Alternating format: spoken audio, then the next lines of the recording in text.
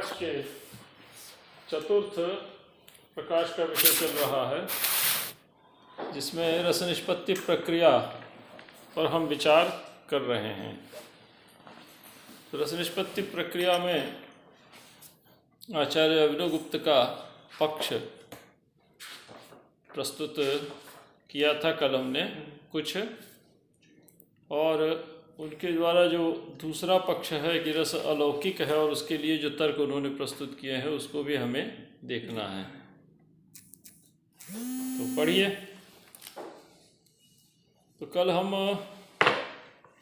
रस निष्पत्ति पर्यंत विचार कर चुके थे कि कैसे प्रमाता के द्वारा रस का आस्वाद किया जाता है। तो दो पक्ष इसमें हमने देखे थे, एक तो लोक और दूसरा काव्य या नाट्य। ठीक है। तो लोक में से स्थायी का अनुमान किया जाता है। प्रमदादिवे स्थायी अनुमानेभ्यास पाठवताम सामाजिकानाम। और जब वही लोक में जो प्रमदादि हैं वे ही जब काव्य और नाट्य में उपस्थित हो जाते हैं तो कारणकारी सहकारी का परिहार हो जाता है और विभाव अनुभाव और व्यभिचारी कहलाने लगते हैं। ये जो विभाव अनुभाव और व्यभिचारी हैं ये अलौकिक हैं। अलौकिक से तात्पर्य है लोके अन्यत्र दुर्लभः।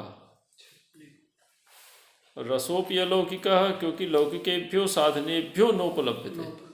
रस भी अलौकिक है क्योंकि उसकी सिद्धि लौकिक साधनों से नहीं होती। तो अलौकिक से तात्पर्य यहाँ पर क्या है? लोके अन्यत्र दुर्लभ, या लौकिक साधनों से जिसकी उत्पत्ति नहीं हो सकती, इसलिए यह अलौकिक है। और विभावानुभाव व्यभिचारी अलौकिक इसलिए हैं कि वो काव्य मात्रिक लभ्य हैं, वो केवल काव्य में ही पाए जाते हैं। तो अलौकिक विभावादि शब्द व्यवहार यही ममैवेते शत्रुरैवेते ततस्य सैवेते न ममैवेते न शत्रुरैवेते न ततस्य सैवेते। तो दो कहा, तो संबंध विशेषस्य स्वीकारः कुत्र? ममैवेते शत्रुरैवेते तटस्थस्यैवेते में। और संबंध विशेषस्य परिहारः कुत्र? ममैवेते शत्रुरैवेते और तटस्थस्यैवेते। न ममैवेते न शत्रुरैवेते न तटस्थस्यैवेते। तो संबंध विशेष का न उसमें स्वीकरण हो पाता है और न संबंध विशेष का उसमें परिहार हो पाता है। किसमें? विभावानुभाव व्यभिचारी में। तो विभावानुभाव व्यभिचारी कैसे? जो काव्य और नाट्य से उपस्थित होते हैं। ठीक है। हाँ, ये कट जा रहा है, सिग्नल ही नहीं है बड़ा गंदा। तो संबंध विशेषस्य स्वीकारः संबंध विशेषस्य परिहारः। संबंध क्या है? तो संबंध है आपके लौकिक संबंध। लोक में तीन ही प्रकार के संबंध होते हैं, या कोई वस्तु आपकी अपनी होगी, या आपकी अपनी नहीं होगी तो पराये की होगी, उसको शत्रु कह लीजिए या पर कह लीजिए। और यदि उन दोनों की नहीं होगी तो तटस्थ की हो सकती है। तो तटस्थ, ये तीन ही प्रकार के संबंध होते हैं, तो या तो अपना या पराया या तटस्थ। तो न ये मेरे हैं और न पराये हैं और न तटस्थ के। तटस्थ का मतलब ये भी तो हो सकता है कि ना अपना होते भी या पराया का होते उसमें भोग का बुद्धि का न होना। हाँ, मतलब उसके प्रति उदासीन होना, चाहे हमारा है चाहे उसका हमको कोई मतलब नहीं। तटस्थ का अर्थ क्या है? हमें इससे कुछ लेना देना नहीं। लेकिन यदि अभिनय किया जा रहा है तो सामाजिक यदि है वो और लोक से उसका संस्कार दृढ़ हुआ है तो वो प्रभावित हुए बिना नहीं रहेगा।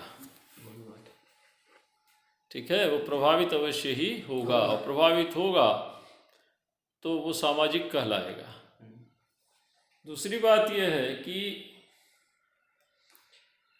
श्रृंगार हास्य करुण रौद्र वीर भयानक बीभत्स और अद्भुत, ये 8 रस हैं। और शांतोपि नवमो रसः, तो ये जितने भी रस हैं अष्टौ रसाः एते प्रवृत्ति मूलकाः। निश्चित नहीं। लोक में यदि आपकी प्रवृत्ति होगी तो इनकी अनुभूति होगी। लेकिन शांत रस कैसा है? निवृत्ति मूलक है, अर्थात वो लोक से आपको हटाता है। ठीक है, शांत रस क्या करता है? निवृत्ति मूलक है। तो ये इसमें प्रवृत्ति और निवृत्ति का अंतर है जी।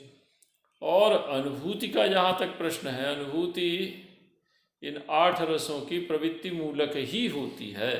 जब आप संसार में प्रविष्ट होंगे, संसार को महत्व देंगे, ठीक है, तो आप इन रसों का आस्वाद कर सकते हैं।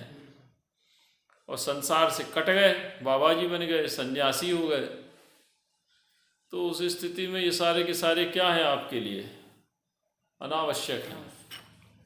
तटस्थ हो गए। हाँ, उनकी कोई वो रहे चाहे न रहे। ना रहे। तो ये औदासीन्य, उसी को कहा जाता है वैराग्य। राग शब्द का अर्थ क्या है? रज्यते अस्मिन् इति रागः। और विगतः रागः विरागः तस्य भावः वैराग्य। वैराग्य से तात्पर्य है इन रसों के प्रति प्रवृत्ति मूलकता का अभाव होना, नाश हो जाना, विनष्ट हो जाना। ठीक है, इसीलिए शास्त्रों में कहा जाता है ना कि ऐश्वर्य यदि वैराग्य पे प्रतिष्ठित हो तो स्थिर रहता है, और ऐश्वर्य यदि वैराग्य पे प्रतिष्ठित न हो तो नष्ट हो जाता है।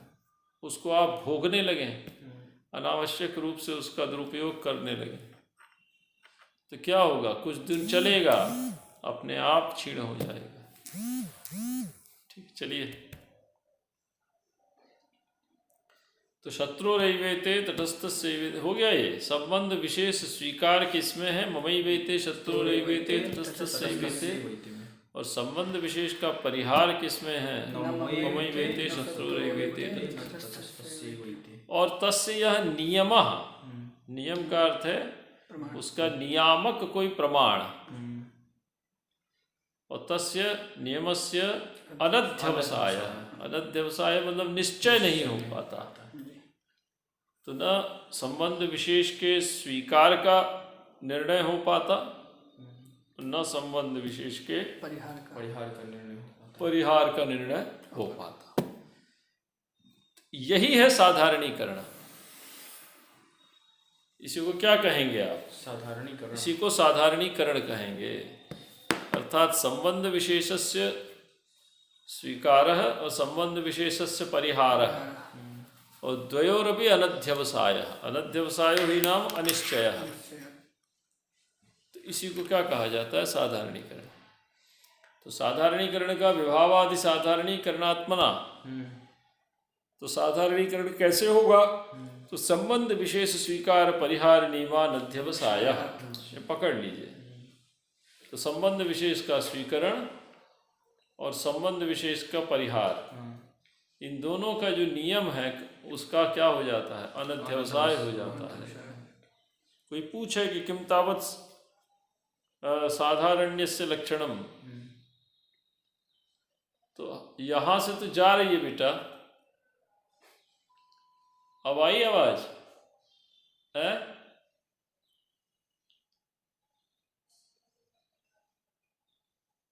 बहुत तेज है आवाज। स्पीकर बोलिए, वॉल्यूम कम कर लेते हैं ना। तो सिग्नल की कमजोरी है।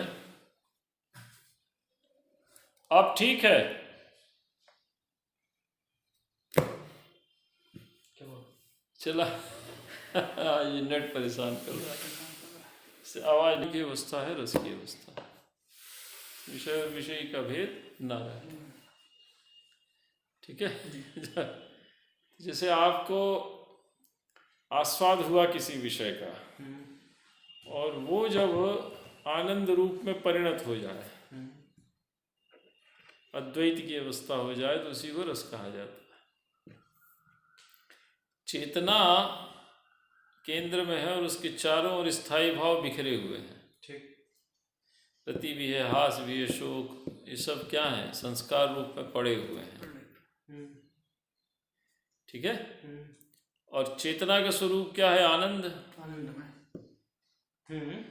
तो जब ये चेतना के साथ जुड़ जाएंगे या चेतना को चमत्कृत कर देंगे तो ये भी आनंद रूप हो जाएंगे। कौन? वो जो अस्थाई भाव इत्यादि है वो। स्थायी भाव। हम्म। तो किसी ने प्रश्न ये किया कि जब ये संस्कार रूप में हमेशा पढ़ें तो हमेशा अनुभूत क्यों नहीं होते? सही बात है। हमेशा इनकी अनुभूति होनी चाहिए। तो संस्कार है इनका, संस्कार रूप जैसे पढ़े हुए पदार्थ की हमेशा अनुभूति नहीं होती। संस्कार रूप में पढ़े हुए पदार्थ की अनुभूति तभी होती है जब तद विषयक सामग्री उपस्थित हो, उसकी तब अभिव्यक्ति होती है। अभिव्यक्ति होती है। जैसे कुमार संभव पढ़ेंगे तो वो कथा याद आ जाएगी, रघुवंश पढ़ेंगे तो वो कथा याद आ जाएगी, किरातार्जुनीयम पढ़ेंगे तो वो याद आ जाएगा, वो शैली याद आ जाएगी, वो भाव याद आ जाएगा। तो संस्कार तो है ना आपके पास, तो संस्कार अर्जित करना चाहिए। दूसरी बात यह है कि साक्षी भाष्यत्वाभ्युपगते अंतःकरण धर्मानाम। तो वेदांत की भूमिका पर जाकर रसास्वाद को प्रतिष्ठित किया किसने? रसगंगाधरकार ने। तो अंतःकरण धर्माणाम साक्षी भाष्यत्वाभ्युपगते। तो दो प्रकार की चेतना होती है, पकड़ लीजिए, कोई कठिन नहीं है। एक होती है अंतःकरणोपहित चैतन्य और एक होता है अंतःकरण विशिष्ट चैतन्य। अंतःकरण मतलब मन बुद्धि अहंकार। तो अंतःकरण से ढका हुआ चैतन्य और अंतःकरण विशिष्ट चैतन्य, अंतर क्या है? तो अंतःकरणोपहित चैतन्य में चेतना तो सक्रिय है लेकिन अंतःकरण निष्क्रिय है। बिल्कुल ढका हुआ है। कब होता है? तो ये स्वप्नावस्था में, सुषुप्त की अवस्था में। आँख नहीं ना काम करती, आँख नहीं काम कर रही, आँख विषय के साथ जुड़ नहीं रही क्योंकि सब सारी इंद्रियां स्थगित हैं। और अंतःकरण विशिष्ट चैतन्य में अंतःकरण सक्रिय होता है, मतलब इंद्रियों के माध्यम से प्राप्त होने वाले प्रतिबिंब को ग्रहण करके चेतना तक पहुंचाता है। तो इंद्रिय रूपी प्रणालिका से पदार्थ बह कर चेतना तक पहुंचता है और चेतना को तदाकाराकारित कर लेता है। यही प्रत्यक्ष सांख्य में माना है, सांख्य में ही न माना है। तो यही रसानुभूति की अवस्था है। तो कहा कि ठीक है, सांसारिक पदार्थों का ज्ञान तो आप प्रत्यक्ष से कर लेंगे, लेकिन सुख दुख इच्छा द्वेष प्रयत्न इत्यादि का ज्ञान कैसे करेंगे? तो अंतःकरण के धर्म है। तो उसमें कहा कि साक्षात आत्मना भास्यते, उसी को कहते हैं साक्षी भाष्यत्वम। वेदांत के है, मतलब चेतना में पढ़े हुए जो धर्म हैं उनका ज्ञान सीधे चेतना करती है, उसमें अंतःकरण की सक्रियता की आवश्यकता बिल्कुल नहीं। बिल्कुल। तो अंतःकरण धर्माणाम साक्षी भाष्यत्वाभ्युपगते। तो दो प्रकार का चैतन्य, अंतःकरण विशिष्ट, अंतःकरणोपहित। ये सब रसगंगाधर में जब आएगा विषय, रसगंगाधर मैडम पढ़ा रही ना, अभी तो कोई नहीं पढ़ा रहे, आप ही पढ़ाएं। तो उनको मिला है, हम ही पढ़ा देंगे, रसानुरस वाला पूरा पढ़ा देंगे, सब पढ़ा देंगे, इसमें क्या। चलिए, तो वही बात इसमें दूसरे शब्दों में इन्होंने कही है। ठीक है, तो ये तो हो गया साधारणीकरण का स्वरूप। तो साधारण्येन प्रतीतैः अभिव्यक्तः। ठीक है, तो साधारण्येन प्रतीतैः कैः, तो विभावादि शब्द व्यपदेश्यैः, व्यवहार्यैः कहा ना।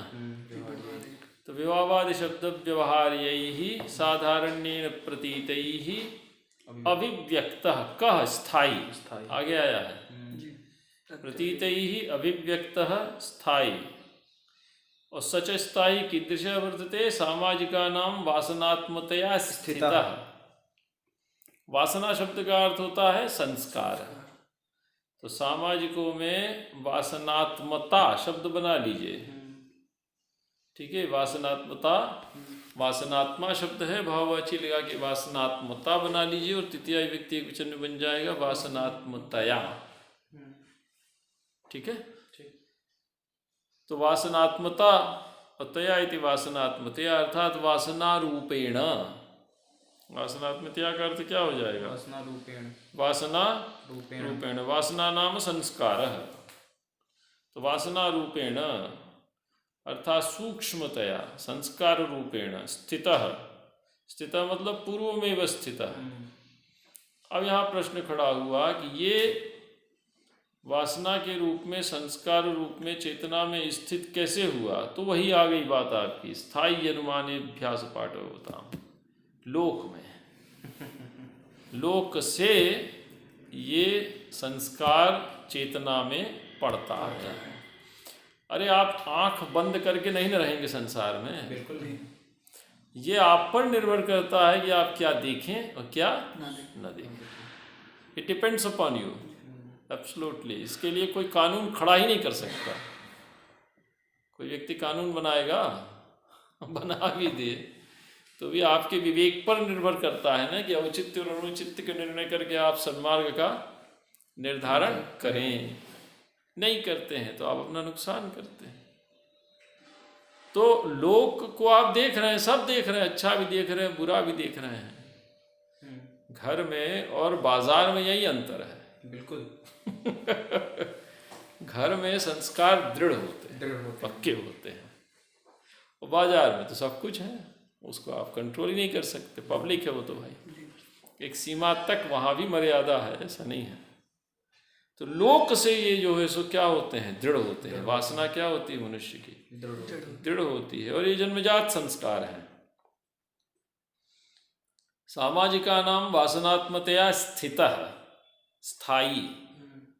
स्थायी मतलब नृत्यादिको भाव दिया है, नृत्यादिको है नियत प्रमातृगतत्वेन स्थितोपि, है तो वो स्थित कैसा? नियत प्रमातृगत, अर्थात उसके साथ सहृदय का अहंकार, सहृदय की पहचान, अहम देवदत्तोस्मि, अहम यज्ञदत्तोस्मि, ये जुड़ा हुआ है। और नियत प्रमातृगतता होती है, क्योंकि एक की अनुभूति दूसरे की अनुभूति का विषय नहीं बन सकती। बिल्कुल नहीं बन सकता, स्वयं की अनुभूति ही और हर अनुभूति भिन्न होती है, क्योंकि हर संस्कार भिन्न है। बिल्कुल।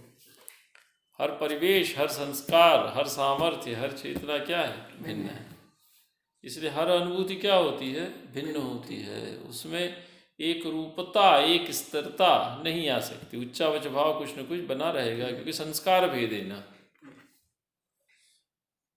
ठीक है। तो नियत प्रमातृगतत्व, प्रमाता कौन है? सामाजिक है। तो नियतश्चासो प्रमात्रे प्रमाता निश्चितः यः प्रमाता सामाजिकः तद्गतत्वेन। तो नियत प्रमात्रता का अर्थ यही समझ लीजिए कि उसके साथ उसका अपना अहंकार जुड़ा रहता है। तो उत्पन्न तो होगा नियत प्रमाता में, परिसीमित प्रमाता में। चेतना का परिसीमन और चेतना का अपरिसीमन, यही वेदांत कहता है ना कि दूसरे में स्वयं को देखो। तो दूसरे में जब आप स्वयं को देखेंगे तो आपकी चेतना का विस्तार होगा, और दूसरे में आप स्वयं को नहीं देखेंगे तो क्या होगा? स्वार्थपरक होगी आपकी दृष्टि। चलिए, नियत प्रमातृगतत्वेन, ठीक है। फिर क्या कहा? स्थितोपि साधारणोपाय बलात् तत्काल विगलित परिमित प्रमातृभाव वशोन्मिषित वेद्यांतर संपर्क शून्य अपरिमित भावेन प्रमात्रा। भावः स्थिति है। तो प्रमात्रेण प्रमात्रा, भावेन प्रमात्रा, किस स्थिति को प्राप्त है प्रमाता? अपरिमित भावेन, शून्य अपरिमित भावेन। तो अपरिमित भाव को कब प्राप्त होगा? जब वेद्यांतर के संपर्क से शून्य हो जाएगा। ठीक है। और वेद्यांतर संपर्क शून्यता कब आएगी?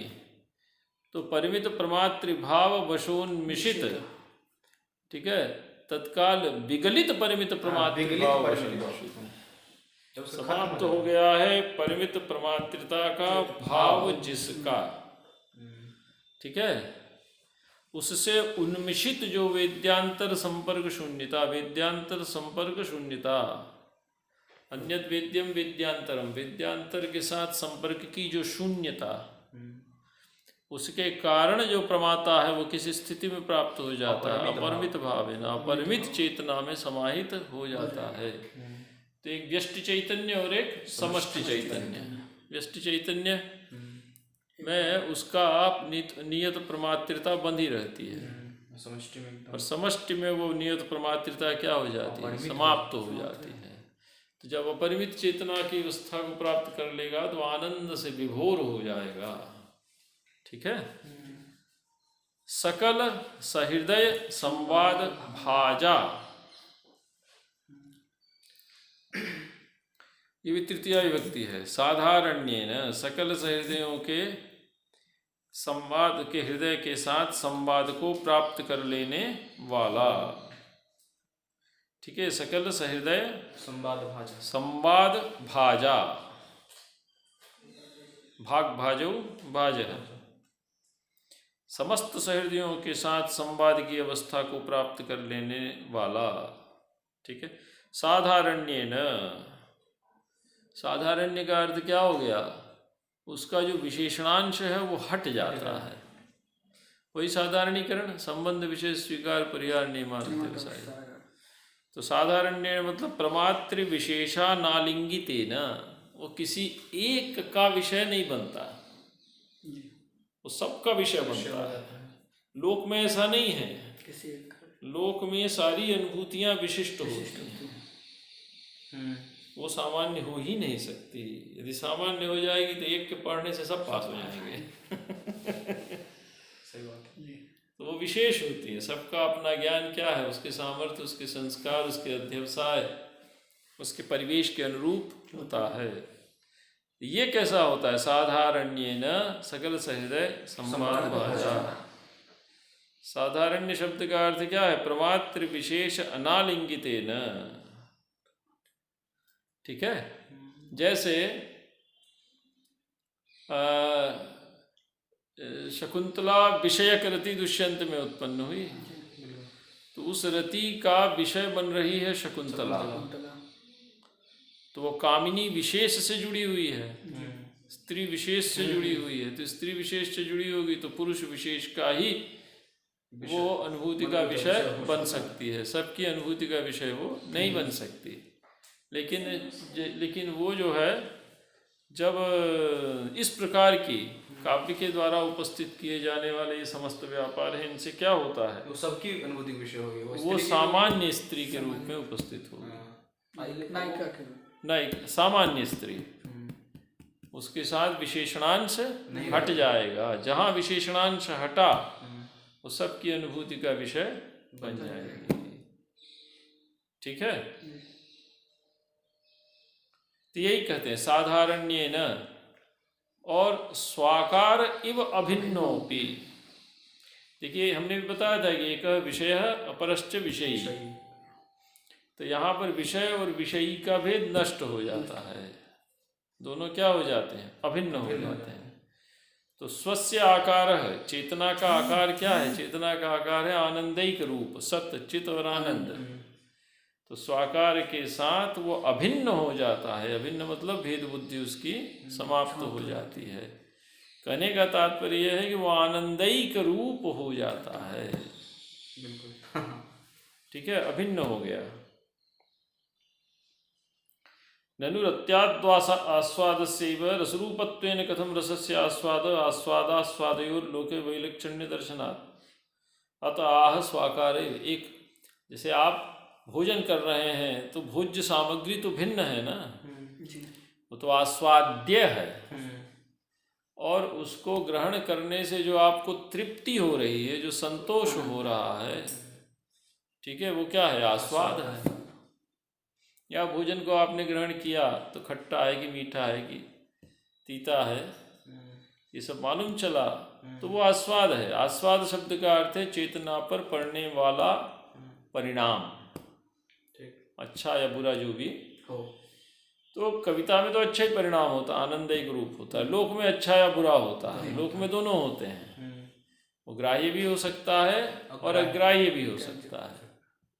लेकिन काव्य में ऐसा नहीं है, काव्य में वो केवल और केवल काव्य में प्रस्तुत की जाने वाली करुणा भी ग्राह्य होती है।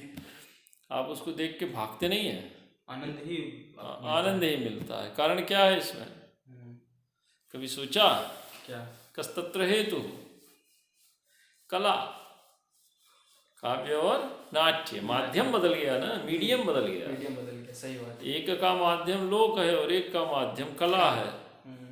तो ये कला की विशेषता है कि उससे निकलने वाला पदार्थ केवल और केवल सुंदर होगा और आनंदिक रूप होगा। ये कला का वैशिष्ट्य है, चाहे कोई भी कला हो। तो कलयति कला, कला में ये सामर्थ्य है कि वो खराब से खराब वस्तु को भी सुंदर बना सकता है, बना देती है। इसलिए बाबूजी की एक कारिका है, चित्रे शिवस्य नागोपी शिव एव विशी न सह। अच्छा, चित्र में आपने सांप बना दिया तो वो सांप क्या होगा, आप उसकी प्रशंसा करेंगे, अरे बड़ा सुंदर है, बड़ा अच्छा है, उसको छुएंगे, उसके पास जाएंगे। और वही यदि असलियत में आ जाए तो तदगत संसारिक परिणाम का अभाव हो गया ना उसमें, मतलब सब तो हाँ। संसार में वो तो काट लेना। तो वो कला से निकला हुआ है, कला से निकलने के कारण वो सौंदर्य ही रूप है। और यदि वो वस्तुतः आ जाए तो भागेंगे, उससे बचेंगे। यही अंतर है किसमें, कला जगत में और लोक जगत में। तो उसी को इन्होंने कहा साधारण्य स्वाकार ही व भिन्नोपि। ठीक है जी। और क्या है, गोचरी कृता है, इसको पकड़िएगा। गो शब्द का अर्थ है इंद्रिय, गोषु चरती इति गोचरा है। तो गोचरी कृता मतलब अभी तक वो प्रसुप्त रूप में पड़ा हुआ था, जैसे ही तदनुरूप विषय उपस्थित हुआ वो जाग गया। रति का विषय उत्पन्न होगा तो श्रृंगार जाग जाएगा, या रति जाग जाएगी, वीर का उत्साह जाग जाएगा। तो जैसा दृश्य मंच पे उपस्थित हो रहा है तदनुरूप संस्कार आपकी चेतना में जाग जाता है। तो गोचरीकृत शब्द का अर्थ है प्रत्यक्षम अनुभूयमानः। यही अंतर है, रसानुभूति साक्षात्कारात्मिका होती है, रसानुभूति कभी भी परोक्ष नहीं होती, पर्वतो वन्यमात धूमात के समान। ठीक है। तो गोचरी कृता है, गोचरी कृता में इतना अंतर है, इसीलिए अनुमतिवाद खंडित हो गया। शंकुक का, शंकुक ने जो अनुमान माना था वो खंडित हो गया। गोचरी कृता है। और चर्वमाणतैक प्राण, केवल उसकी चर्वणा होती है। चर्वणा का अर्थ है पौन पुण्य न आस्वाद। गाय को कभी देखा है जुगाली करते? खूब देखे। तो करती क्या है, एक खाए को खाती है वो। तो आपने एक बार उसका आस्वाद लिया, फिर आस्वाद लिया, फिर आस्वाद लिया, जितनी बार उसका आस्वाद लेंगे उतनी बार वो आपको और अधिक आनंदप्रद प्रतीत होगा। तो चर्वणा शब्द का अर्थ क्या है? चर्वणा का अर्थ है पौन पुण्य न आस्वाद है, चर्वमाण। तो चर्वमाणता, ठीक है, चर्वमाणता ताल प्रत्यय लगा दिया, इसमें भाववाची। चलिए, विभावादि जीवितावधि। हाँ, चर्वमाणते का प्राण, प्राण मतलब तत्स्वरूप है। 1 मिनट गीता जी, कुछ कहना है? 1 मिनट बस, हुआ जा रहा है, रोक दिया। हम लोग विभावादि जीवितावधि पे थे। अब है विभावादि जीवितावधि। अवधि ही शब्द का अर्थ होता है सीमा, पूर्व और अपर सीमा। ठीक है। जातस्य हि ध्रुवो मृत्यु, ध्रुवम जन्म मृतस्य च। तो जन्म और मृत्यु का कालखंड ही जीवन है, के बीच का कालखंड ही क्या है? आपका जीवन है। तो अवधि का अर्थ होता है क्या? पूर्वापर सीमा। तो विभावादिरेव जीवितस्य जीवनस्य अवधि ही सीमा यस्य सः। वो स्थायी क्या होता है? विभाव के साथ उत्पन्न होता है और विभाव के प्रतीति के स्थगित होने के साथ उसकी भी प्रतीति स्थगित हो जाती है, नष्ट नहीं होती, स्थगित हो जाती है। स्थगित हो जाती है, क्योंकि नष्ट यदि कहेंगे तो संस्कार तो नष्ट होता नहीं। ठीक है। तो विभावादि जीवितावधि यावत् प्रभृति विभावादीनां प्रतीतिर्जायते तावत् प्रभृति स्थायिनः अपि प्रतीतिर्भवति। और विभावादि की प्रतीति के स्थगित होते ही अभिनय समाप्त होते ही विभावादि की प्रतीति स्थगित हो गई तो उसकी भी स्थगित हो जाती है। अवधि शब्द का अर्थ क्या है? सीमा। तो विभावादि एव जीवितस्य जीवनस्य अवधि सीमा पूर्वापर सीमा यस्य सहित विभावादि जीविता वधि। इसी तर्क के आधार पर इसकी कार्यता और ज्ञाप्यता का ये आगे जाकर विचार करेंगे, कार्यता पर। ठीक है। फिर क्या है? पानक रसन न्यायेन। पानक रसन मतलब जिसको कहा जाता है शिकंजी। शिकंजी देखिए, तो शिकंजी में जल होता है और शर्करा होती है, नींबू होता है, नमक होता है, मसाले होते हैं, तरह तरह के पदार्थ उसमें डाले जाते हैं उसमें स्वाद पैदा करने के लिए।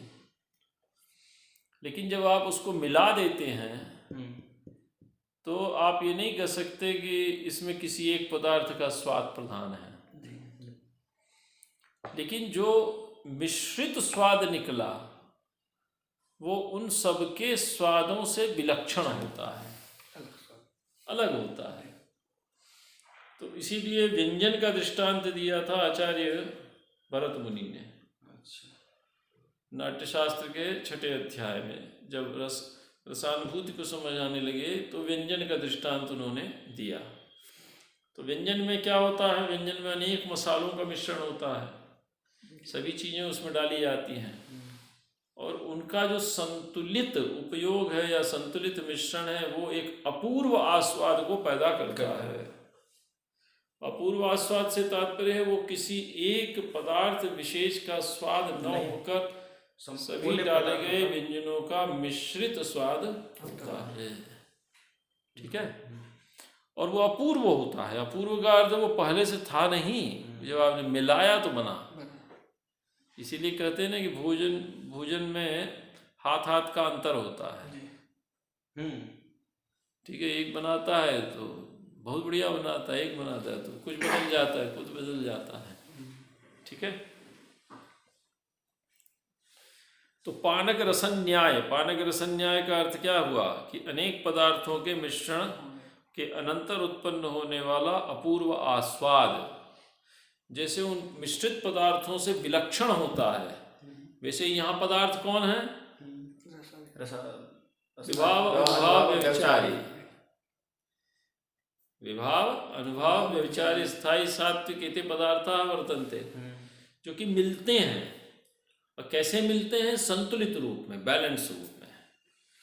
यदि एक भी अधिक हो गया तो रसात प्रतीति बाधित हो जाएगी। आप ये नहीं कहने लगते हैं कि ओवर एक्टिंग कर रहा है, होते हैं ना कुछ ज़्यादा होशियारी दिखा रहा है जी। लेकिन जो कलाकार होता है वो सही कलाकार होगा तो बड़ी बैलेंस्ड एक्टिंग करेगा, संतुलित एक्टिंग। उसका विभाव भी, अनुभव भी, विचारी भी, सात्विक भी, सभी क्या होंगे? एकदम बैलेंस्ड, एक बैलेंस्ड होंगे। तो भोजन में जैसे अनेक व्यंजनों का संतुलित प्रयोग अपूर्व आस्वाद को उत्पन्न करता है, वैसे ही कविता में विभाव अनुभव विचारी इन पदार्थों का कवि के द्वारा की गई संतुलित अभिव्यक्ति एक अपूर्व रस को उत्पन्न करती है। समझ में आ गया? पानक रसन न्याय का ये अर्थ है। फिर क्या है? चर्व्यमाण। चर्व्यमाण मतलब पौनः पुण्येन आस्वाद्यमान, बार बार उसका आस्वाद किया जाता है।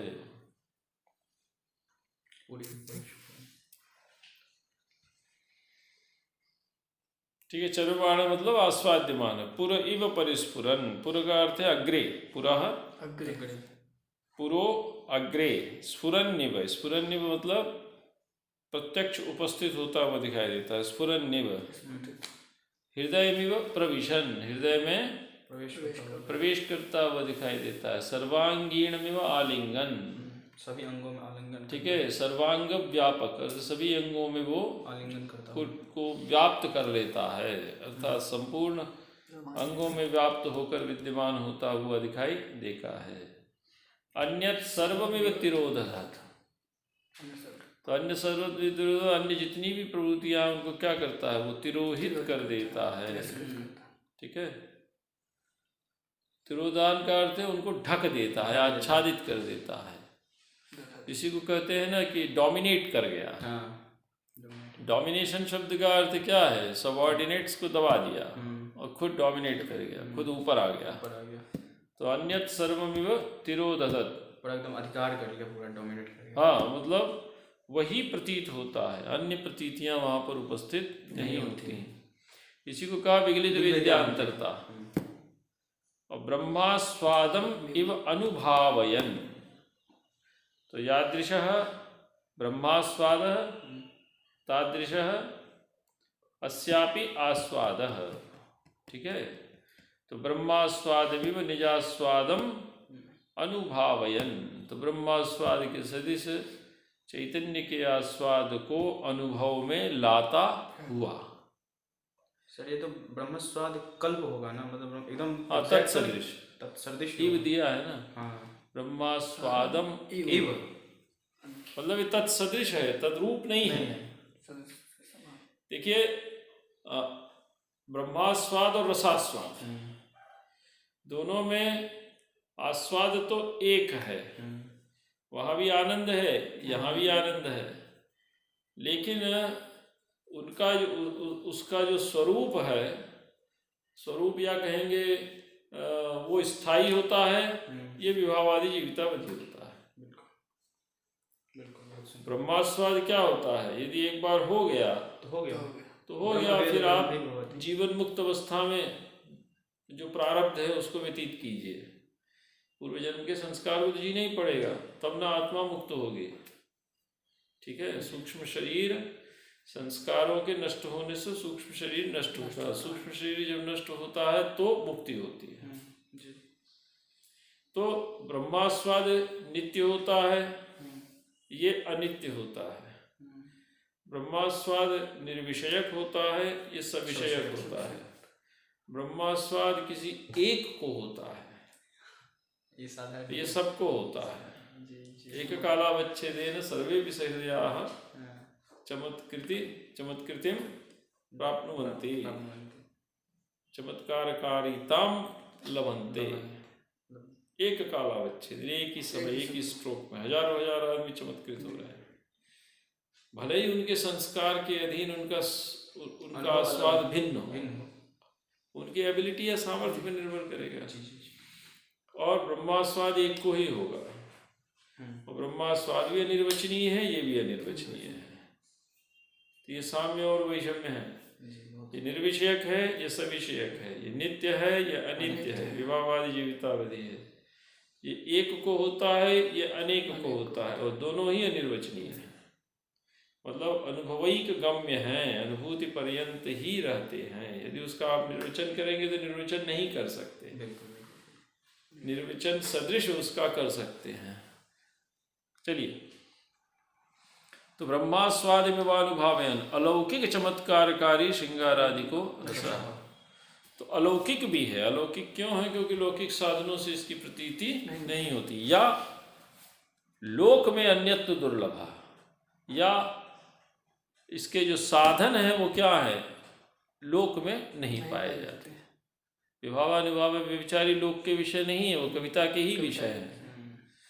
और इसके जो साधन हैं वो लोक में अन्यत्र दुर्लभ है। लोके अन्यत्र एतादृशी प्रतीति, एतादृशा प्रतीति अन्यत्र दुर्लभा, लोक में नहीं पाई जाती ऐसी प्रतीति। लोक में करुणा से आप खुश नहीं होते। करुणा से यदि आप खुश होंगे तो बदनाम हो जाएंगे कि देखो साहब इसके यहाँ दुख पड़ा हुआ, ये भाई साहब हंस रहा है। लेकिन कविता में करुणा हो रही है, यदि प्रस्तुत दिखाई दे रही है, तो उससे भी आप प्रसन्न होंगे, तो उसको लोग बुरा नहीं मानेंगे, वो आपकी प्रशंसा का विषय बन जाएगा कि इसमें इतनी अधिक सहृदयानुभूति है, इतना अधिक अनुभव सामर्थ्य। चले, अलौकिक और क्या है? चमत्कारकारी, चमत्कार को उत्पन्न करने वाला। चमत अर्थात चैतन्य में उत्पन्न होने वाला एक स्फुरण विशेष। तम करोति इति चमत्कारकारी, चमत्कारम करोति इति, अच्छी चमत्कारकारी। चले जी सर। श्रृंगारादि को रस। अब क्या कहता है? सज्जन कार्य, वो कार्य नहीं है। क्यों? विभावादि विनाशी भी तस्य संभव प्रसंगात्।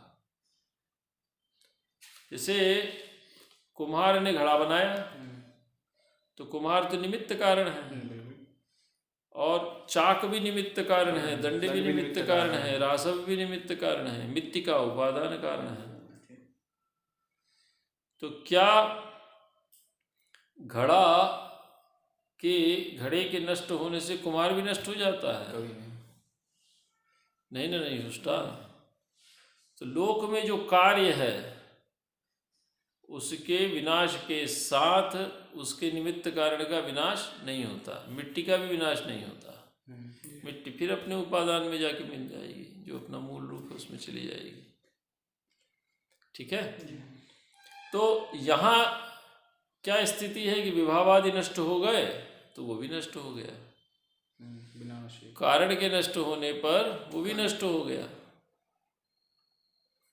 विभावादि के नष्ट हो जाने पर वो नष्ट हो जाती। यदि आप इसको कार्य रूप मानेंगे तो लोक में जैसे कार्य कारण के हट जाने पर भी विद्यमान रहता है, वैसे यहाँ पर भी यह विभावानुभाव व्यभिचारी की प्रतीति के स्थगित हो जाने पर भी विद्यमान होता हुआ दिखलाई देगा। नहीं समझ में आया? विभावादि विनाशेपि तस्य संभव प्रसंगात। अभी तक तो कहा विभावादि जीवितावधि, जब तक विभावादि है तब तक इसकी प्रतीति होती है। यदि आप कार्य रूप मान लेंगे तो विभावादि के नष्ट हो जाने पर भी विनाशे सत्यपि तस्य अर्थात रसस्य स्थायिनः उसकी उत्पत्ति का प्रसंग उपस्थित हो जाएगा। विभावादि के विनाश के बाद वो उत्पन्न नहीं होता। यही ने कहा। और यदि आप इसको कार्य मान लेंगे तो विभावादि के विनाश हो जाने पर भी, कारण के हट जाने पर भी इसकी उत्पत्ति होने लगेगी। जैसे संसार में घट को बनाने के बाद कुम्हार हट गया, तो कुम्हार हट गया तो क्या घड़ा नष्ट हो गया? नहीं, वो बना हुआ है। निमित्त कारण के हट जाने पर भी घड़ा बना हुआ है। तो यदि आप कार्य रूप मानेंगे तो वो लोक के समान हो जाएगा, कारण के हटने पर भी कार्य बना रहता है। जबकि ये विभावादि जीवितावधि है। तो विभावादि जीवितावधि होने के कारण विभावादि विनाशे भी तस्य संभव प्रसंगात उसकी उत्पत्ति का प्रसंग उपस्थित हो जाएगा, जो कि नहीं होता। और नापि ज्ञाप्य, ज्ञाप्य भी नहीं है, क्योंकि रस प्रतीति हमेशा साध्यावस्थापन्न होती है। पकड़ लीजिएगा, साध्यावस्थापन्न। साध्यावस्थापन्न का अर्थ क्या? वो साध्य होती है, वो सिद्ध नहीं होती। यदि सिद्ध होगी तो आप अपने घर में ही बैठे बैठे आनंदित हो लेंगे। अच्छा, जाएंगे नहीं देखने, कौन जाएगा टिकट खरीदे, पैसा खर्च करे, तेल जलाए, समय खराब करे तो करेगा इतना परिश्रम? तो साध्यावस्थापन्न होती है, सिद्धावस्थापन्न नहीं होती। और साध्य, उसमें साधन कौन बनते हैं? विभावानुभाव विचारी काव्य मात्र एकलभ्य, नाट्य मात्र एकलभ्य। तो ज्ञाप्य कौन सा पदार्थ होता है? जो पहले से उपस्थित हो। अंधेरे कमरे में रखे हुए घट को, वो तो पहले से उपस्थित है। पहले से उपस्थित है, अंधकार के कारण उसका चक्षु संसर्ग नहीं हो रहा है, क्योंकि प्रत्यक्ष के लिए दो बातें अनिवार्य है, उद्भूत रूपता और प्रकाश संसर्ग। वो परमाणु नहीं होना चाहिए, उद्भूत रूप होना चाहिए, उसका रूप आंखों से देखने योग्य होना चाहिए, और प्रकाश संसर्ग होना चाहिए। तो यहाँ पर प्रकाश संसर्ग नहीं है, तो उसकी उद्भूत रूपता आप तक नहीं पहुँच रही है घट की। तो जहाँ दीपक आया तो दिखने लगा, दीपक उसका कारक हुआ कि ज्ञापक हुआ? ज्ञापक हुआ। दीपक उस घट का ज्ञापक हेतु हुआ, पहले से विद्यमान पदार्थ को उसने अनुभव में ला दिया, उस प्रत्यक्ष का विषय बना दिया। तो ये तो साध्यावस्थापन्न होता है, तो सिद्ध होता ही नहीं। तो यदि ये साध्यावस्थापन्न है और सिद्ध नहीं है तो ज्ञाप्य भी नहीं हो सकता। ज्ञाप्य वही पदार्थ होगा जो सिद्ध होगा। ठीक है। तो नापि ज्ञाप्य, ज्ञाप्य भी नहीं है। सिद्धस्य तस्य असंभवात्, तस्य अर्थात स्थायिनः, सिद्धस्य स्थायिनः असंभवात्। सिद्ध स्थायी की उपस्थिति संसार में नहीं देखी जाती। स्थायी सिद्ध नहीं है। ज्ञापक का बात ही कहाँ है? इसमें ज्ञापक का फिर बात ही कहाँ है? है ही नहीं, पहले से है ही नहीं। वो तो संस्कार रूप में पड़ा हुआ है। सामग्री जितनी प्रबल होगी उतना दृढ़ आपका संस्कार होगा, साध्य है। अपितु विभावादिभिर्व्यंजितश्चर्वणीय। ये क्या होता है? विभावादियों से व्यंजित होता है। व्यंजित मतलब प्रकाशित होता है। ठीक है, इसमें साधन कौन बनते हैं? व्यंजक कौन है?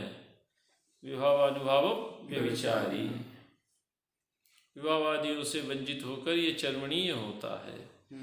तो कार्य की दृष्टि से निषेध कर दिया। संसार में दो ही प्रकार के कार्य हैं, दो ही प्रकार के पदार्थ, या तो वो कार्य हैं या तो ज्ञाप्य हैं। अब कारण की दृष्टि से विचार करते हैं तो कारक ज्ञापकाभ्याम अन्यत् को दृष्टि विधि चेन्न क्वचित दृष्टिमित्त लौकिकत्व सिद्धिर्भूषण में दूषण। तो जब ज्ञाप्य भी नहीं है और कार्य भी नहीं है तो इसके कारण भी क्या हो गए? न कारक होंगे न ज्ञापक होंगे।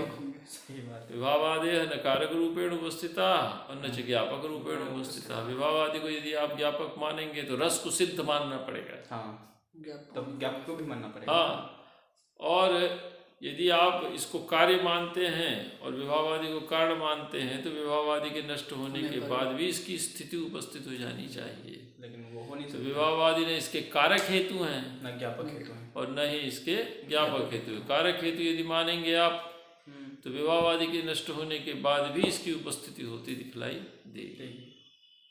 अगर सिंपल सारी जना की विभावादि जीवितावधि है, मतलब हाँ, अभी तक है। तो ये हमने वहाँ बताया था कि विभावादि जीवितावधि को आधार बनाकर ये इसकी अलौकिकता की सिद्धि करेंगे। तो न कार्य रूप है, न ज्ञाप्य रूप है, न कारक रूप है, और न इसका कारण न कारक है और न ज्ञापक है। तो संसार में कारक ज्ञापकाभ्याम अन्यत क्व दृष्टम। आपने देखा कोई पदार्थ? नहीं देखा। इति चेत, ऐसा यदि कोई पूछता है तो न क्वचित, तो जवाब क्या मिलता है? ये हमने कहीं नहीं देखा। न क्वचित दृष्टम इति यदि उत्तरम दीयते, यदि ऐसा कोई उत्तर देता है, उत्तरति कोप्युत्तरति, तर्हि अलौकिकत्व सिद्धिर्भूषणमेतन्न दूषणम। ऐसा यदि कहा जाता है तो यह इसकी अलौकिकता की सिद्धि में भूषण है, सहायक है, अलंकरण बनता है, उसका दूषण नहीं। अलौकिकता उसका दोष नहीं बनती, या अलौकिकता की सिद्धि में बाधक नहीं बनता। तो इन्होंने यहाँ पे इसको अलौकिक सिद्ध करने का प्रयत्न किया है। कारक कार्य ज्ञाप्य कारक तो संसार में होते हैं। हाँ, ये तो है नहीं। संसार में दो ही प्रकार के हेतु हैं, या कारक होगा या ज्ञापक होगा, और दो ही प्रकार के पदार्थ हैं, या तो कार्य होंगे या ज्ञापक होंगे। तो रस न कार्य है न ज्ञाप्य है, और रस के जो कारण है विभावादि वो न कारक है न ज्ञापक है। तो कारक और ज्ञापक और कार्य और ज्ञाप्य से भिन्न यदि हुआ तो इसी स्थिति में क्या हो गया? अलौकिक हो गया। चले, चर्वणा निष्पत्त्या तस्य निष्पत्ति रूपचरितेति कार्योप्युच्यताम। अभी एक नया विषय इन्होंने शुरू किया है, छोड़ दीजिए। हाँ, चाहिए।